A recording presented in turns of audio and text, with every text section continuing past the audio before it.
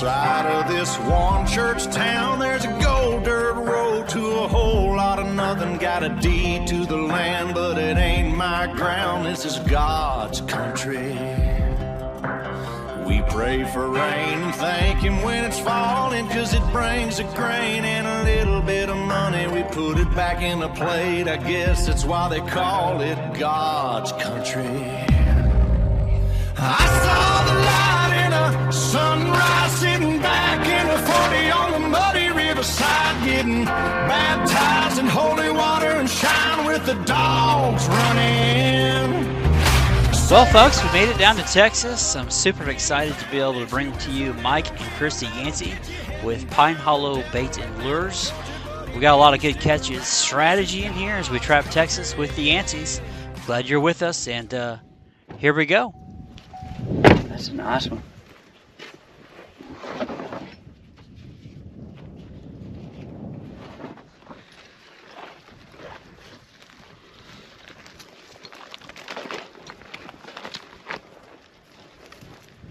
So Mike, tell us about this set location and why Kristi caught the coyote. This is Kristi's coyote, but she's caught a bunch of them here over the years. I usually set a bone right over there, but we've got like 4 trails coming in that just head up right here, and it's a no-brainer. We can catch 100 coyotes at 100 sets, or we can catch 100 coyotes at 10 sets. So we try to maximize the location by picking these super hot spots and not having to set quite as many traps. But she's just got a good location here that they're going to be coming in like crazy. And Kristi, you're putting in the set. Looks like we're doing a dirt hole flat set. Or yes. Could you tell us a little bit about the set? There was 2 trails coming in, so I sat in the middle of them. And again, I just set where something that looks good to me. I'm not as picky and particular as most people.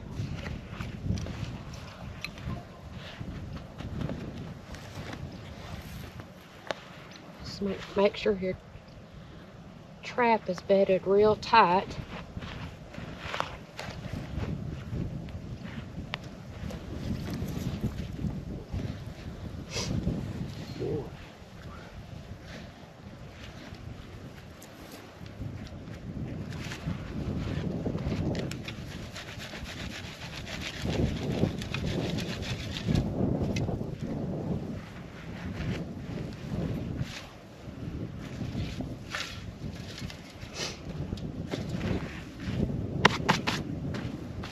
I think he's been You showing. want to show the viewers yet what you caught him on? Texas 2-step and knockout. Kristi's now going to demonstrate how she uses her bait and lure. Is that correct? A bait and a call lure. And a call. Or, I'm sorry, a lure and a call lure. Oh, 2. Put it on both sides.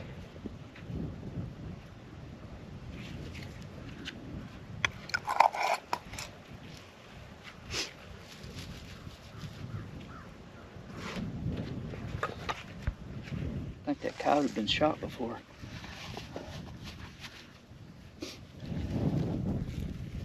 This knockout is real skunky, so it don't take a whole lot. Now, when you say a whole lot, like just a little dab? Yeah, just what'll stick on Okay. on a stick.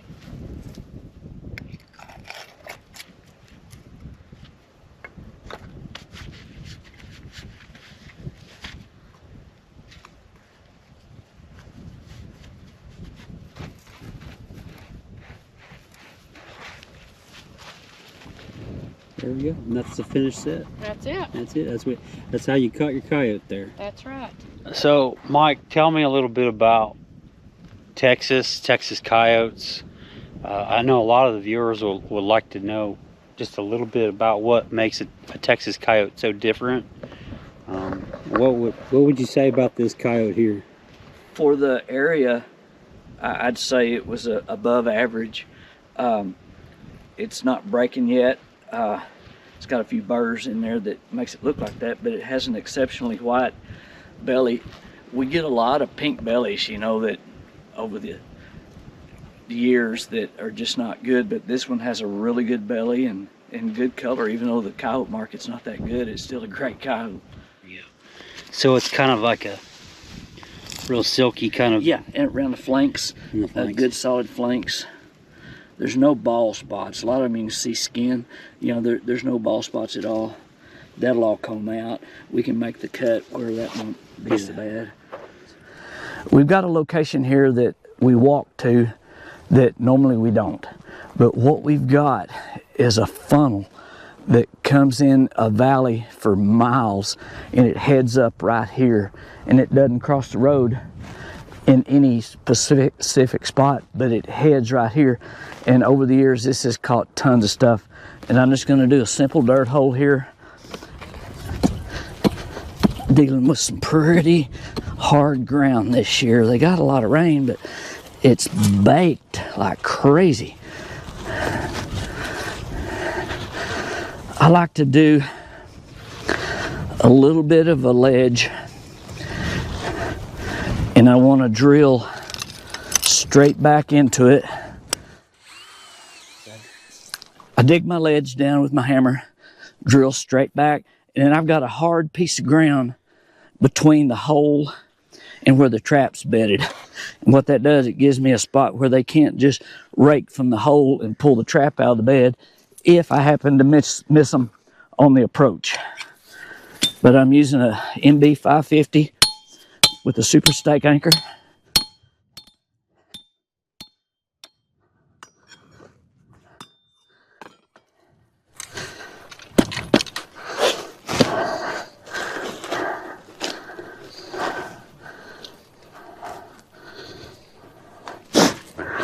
Put a little underpan material under there. Set the knot latch. And I'm gonna drop that trap right down in there. I'm gonna have to dig it out just a little bit. Now that is moving nowhere. You got a good solid piece of ground between your hole and the trap. Pack it in there as good as you can. It's below ground level. Normally, I'm using peat moss, but we got pretty decent dirt this year. So I'm just using straight dirt. Would you say that's a critical component in catching, is how you bed your trap, Mike? I think location is 90%. It don't matter how good a lure, what magic set you've got, location is critical. The next is bedding properly, because if you don't, you're creating problem coyotes that you're going to have to deal with till they die. They'll start associating your baits and lures with the set, and you just got a problem. I'm building this out where there's a trough for him to make his approach. I like the bulk of the dirt in front of the trap towards the hole, not way out front here. That way you got a sideways approach and you got a frontal approach. That right there is good to go. We'll bait it up. Well, a lot of the viewers, you can't see that there is a depression right here, what he's talking about, and the pan is right there. It's real hard to see that in the video. Your pan's in the low spot. And then you got your fresh dirt as an attractant. I always change gloves to do the bait and lure. Now, a lot of people will ask why. We're all like 3-year-olds. Yep.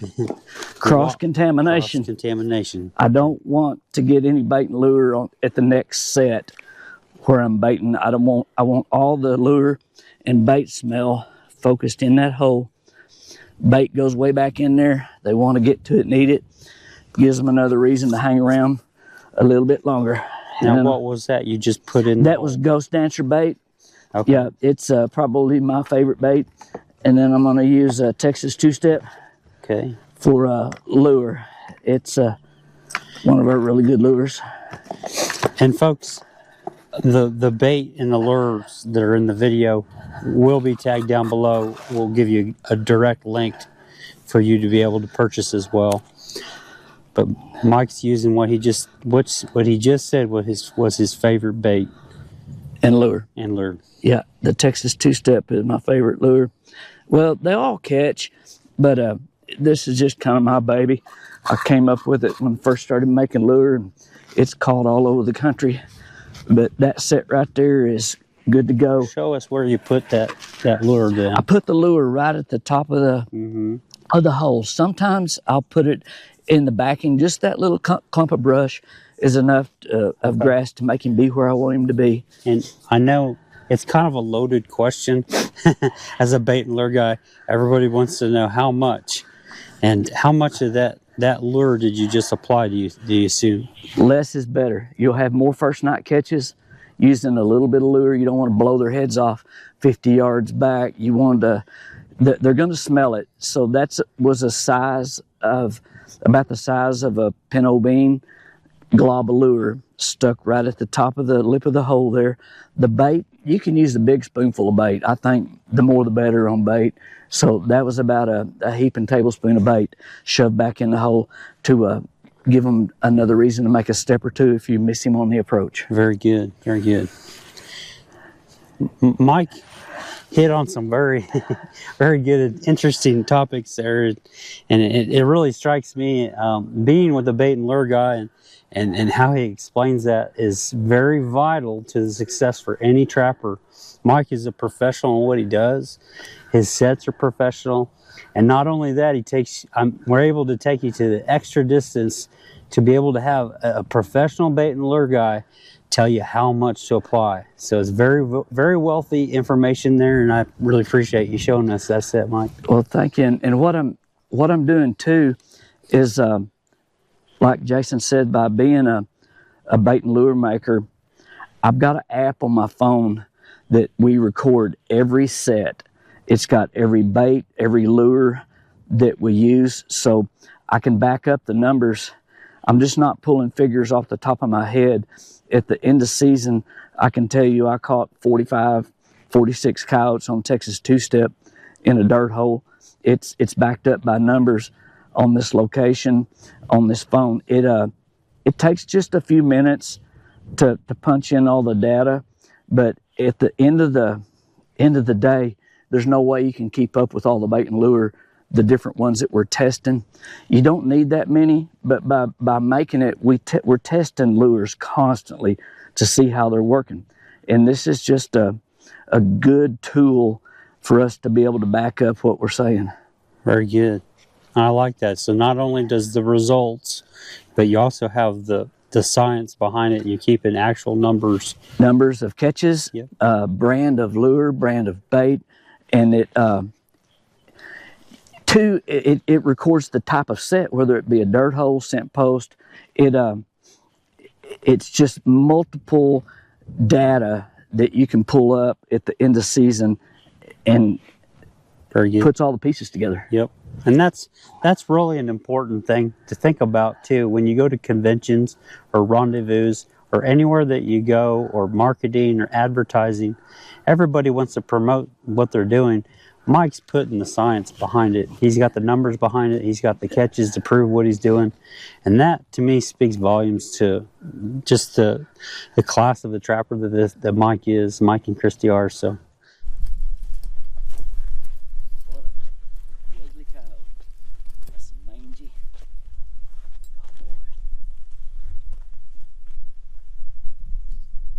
Well, it's going to be a dirt hole now. One of my famous sayings is, "You don't grow them, just catch them." That's right. You can't pick the quality. My first thought was rolling up on this coyote is he got one eye that's dark. It almost looks like he's got a black eye. He's definitely seen some pretty rough days. Got a little bit of mange on him. Why would you suppose his eye is different like that? We've caught them out here that have like a yellow eye, like what's common, and a blue eye. You know, I mean, you just get that every now and then. I don't know if it's a genetic deal, but his pupil is solid black. I would say he's had a head injury at some time or another, and it's damaged that eye. No, he may have ran a thorn in it, and that eye hadn't gone blind, but it's definitely weird. Could it be that he got in a fight with a porcupine, maybe? I don't know. They do eat a lot of porcupine. On this property that we're running here, how big is it? It's probably over 1,000 acres. Okay. And on that 1,000-acre piece, how many traps would you say you're running? When it's all said and done, we'll probably have 20 traps and maybe 20 snares. We don't have near that many on it right now. We just set the hot spots yesterday. This is the first check, and as I have guys come to ride along, we'll add another set or two every day for the next 3 weeks. Sure. Would you say it's important when you're trapping to lay out a lot of traps, or the fewer the better, or just hit the honey holes? What's probably your best advice on trapping property? There's two schools of thought on that. One is guys that don't like to set 2 traps for the same coyote, but on a hot location, I want 2 sets anyway, because you're gonna have doubles. If it's a good smoking hot location, a good crossing, you're gonna have multiple animals coming through there. And so we don't just carpet bomb it anymore. Used to, I'd load them up, but now we'll do at least 2 sets at a good location, and the next location might be 50 yards or it might be a mile. We're setting the hot spots as far as the crossings and the key locations, and not just slinging traps. You know, there's a reason to it and a method that we're picking what we're picking.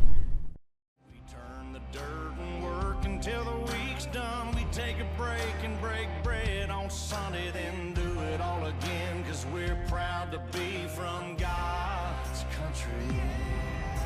I saw the light in a sunrise, sitting back in the 40 on the muddy riverside, getting baptized in holy water and shine with the dogs running. Saved by the sound of a pin-found Dixie whistle in the wind. This is where I caught my very first coyote. Right here. Right here. And That's I exciting. always sit here and I always catch a coyote every single year. And it brings you back, doesn't it? It does. Yeah. So you have a set here. Uh-huh. Here. It's a good looking set. Right off this trail. Yep. Mike always sets a snare down there and one here. All right, we got a new location here, folks. Ranch country. You have the privilege of using the ranch road, don't you, Mike? That's right. Sit right And- where they're at. Yep. And so we're gonna focus on this road. Mike's gonna take it from here. Okay, this is a food plot with a game feeder, and over the years this has caught a lot of coyotes. We just walked through a ton of bobcat sign, so it could actually, we catch a lot of bobcats on this set as well.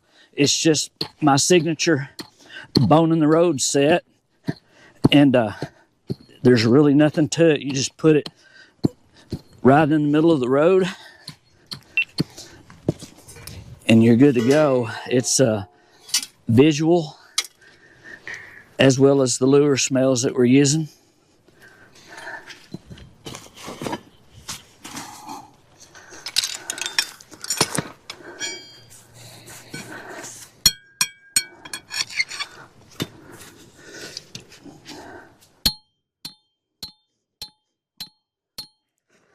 Using an MB550 on a super stake anchor.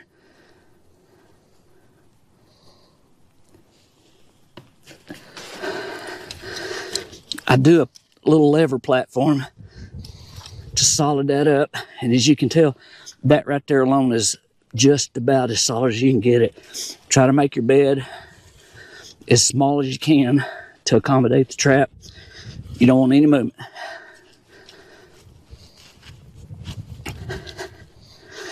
I want my bone right there at my dog.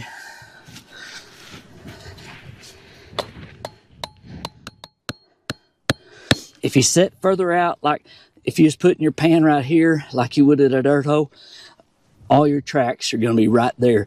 They get real close to the object as they're marking it. So put your trap dog right at the bone.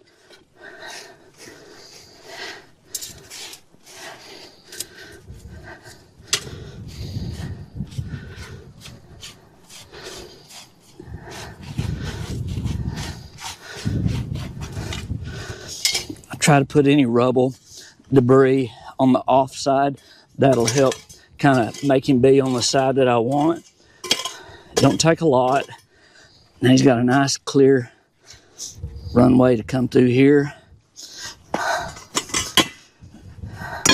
Sometimes we put a lure in there. Usually it's a call lure, but this year I have been putting some different gland lures in there and having really good luck with it. You can put it inside the hole, but one thing that is always consistent is Leggett's Fox and Coyote number 2. Put it on the side that the trap is. The other is our Knockout call lure. Very skunky, has been the death of a lot of critters. This time of year, it gets nice and pasty. You can just put it right where you want. I'm gonna drop that in the hole, rub it off in there, and I'll stick that right down in the hole with the trap, with the bone. And that's really good to go. You can put a gland lure or something up in there, but a lot of times what I have found when you start putting bait in the vertebra hole, in the spinal cord hole there, or a lure, it changes how they work it. As it is now, they want to do it as a scent post. They're coming up, they'll circle it, mark it, and get caught. You put bait or gland lures in there, they want to grab it and run with it. So you'll lose a lot of bones by doing that. But with the Leggett's and that skunky call lure, they want to do it as a scent post. We were just talking about, we're checking these traps, and we just had a set along the side of the road, and the coyote had left him a turd. And I just mentioned to Mike, I said, a lot of people would get upset seeing a turd like that, but not having a catch.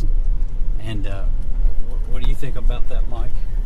It's real aggravating sometimes in this country that we're trapping. You can see the tracks, and a lot of times we're sitting right off the road, so you can see where one walked, and nothing's more aggravating than to have one walk right by your set within a foot and never even turn, just keep on trucking.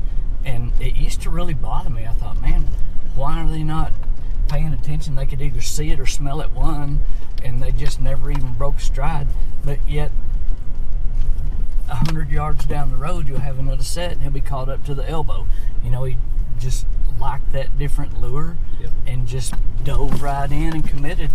And sometimes I think they're almost going with a mission, and they might be working with another coyote that's in the brush, driving stuff out into the road for them to catch, and they're preoccupied and just not paying attention to it. But you can't let it bother you. Like I say, tomorrow he'll be caught up to the hawk on another one that he loved. So. Yep. That makes a lot of sense. It's just, so maybe you're one of those guys that, or gals that are bothered by that, and just hang in there, and yep, it'll happen later. It'll happen later. You'll catch them later. So we've got this ranch road here as we're passing through, and Mike really saw this ledge. He liked the way the ledge kind of ran. Mike, what kind of set are you going to put in here? One of the runway sets that I do, we've got the road kind of washes out, and you got this nice flat platform for them to run on. so they're naturally going to be running down through here. And we're just capitalizing on the location to do this type of set, and that's hard as a rock.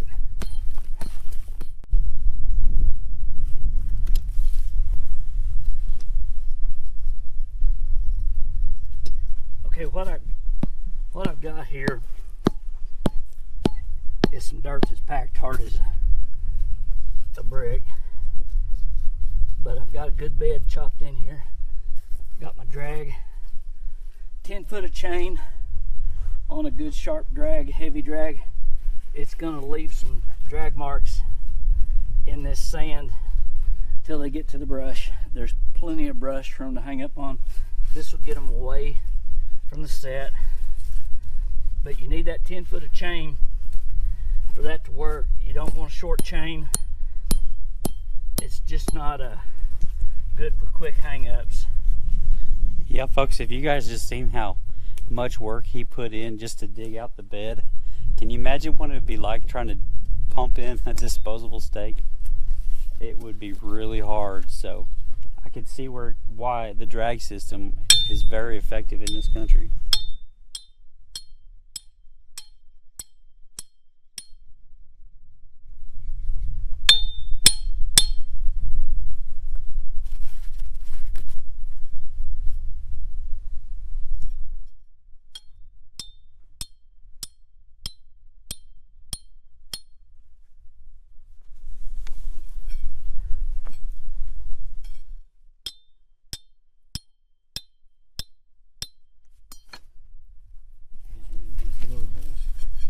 Three different lures in these holes, giving it just a kind of a buffet effect where there's going to be something they like.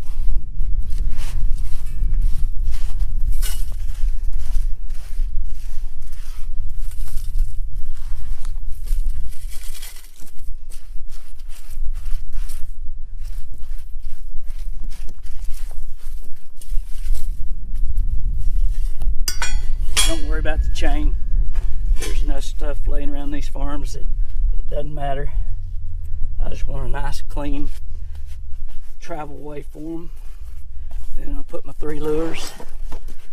And So you can, where's the pan at? in relationship to the center hole, Yep. right there. Okay, and it's probably It's pretty close. about that far in length. Right there. Just about that far from the... Perfect.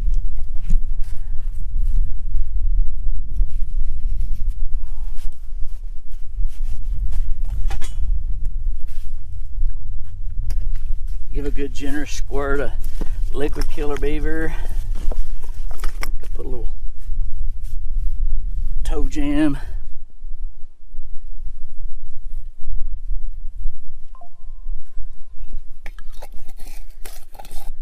And we'll use a little buffalo oil.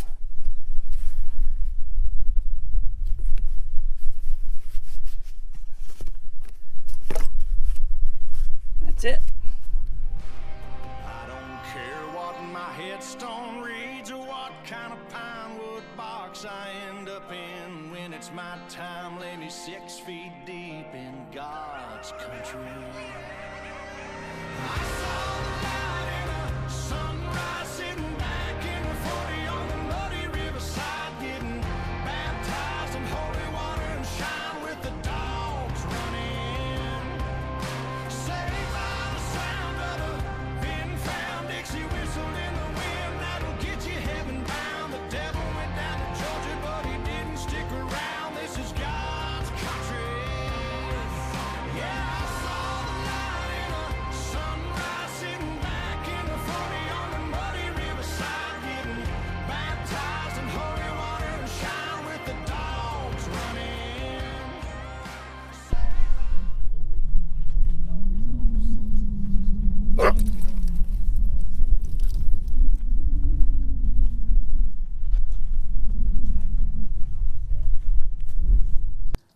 Okay, folks, Mike's gonna tell us all about how he did this set. What we've got here is where the coyote is a dirt hole. We've got got a trail cutting through this food plot. The other is a Bone in the Road set that a porcupine's in. But it's when I did the video on it the first day when we set it, I said this is probably one of the best locations I've set all day, and it's showing it now. We got a real vocal coyote.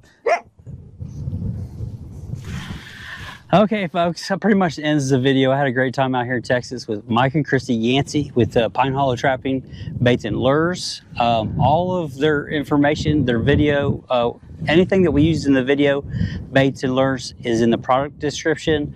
How else can other people get a hold of you? Well, they can find us on Pine Hollow Trapping and Supplies on Facebook, Kansas Trapline Products on Facebook.